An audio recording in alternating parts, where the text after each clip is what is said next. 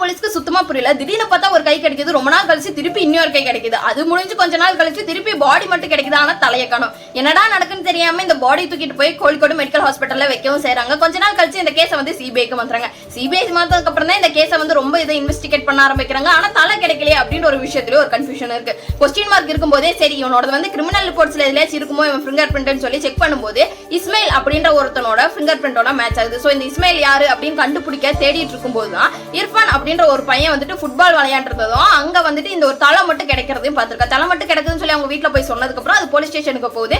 Police போய் அந்த தலையை எடுத்துட்டு வந்து இவன் தான் அப்படின்றத கன்ஃபார்ம் பண்றாங்க. சோ இவங்க ஃபேமிலியை கான்டாக்ட் பண்ணி பார்க்கும்போது இந்த இஸ்மாயிலுக்கு 4 கல்யாணம் ஆயிருக்கு. 4 வைஃப் நினைச்சிருக்காங்கன்னா இந்த வைஃப் கூட இருப்பா, அந்த வைஃப் கூட இருப்பா, அதாவது ஃபர்ஸ்ட் வைஃப் ஃபோர்த் வைஃப் கூட இருப்பா, ஃபோர்த் வைஃப் செகண்ட் வைஃப் கூட தான் இருப்பாங்க அப்படின்னு நினைச்சு ரொம்ப கேஷுவலா விட ஆரம்பிச்சிருக்காங்க.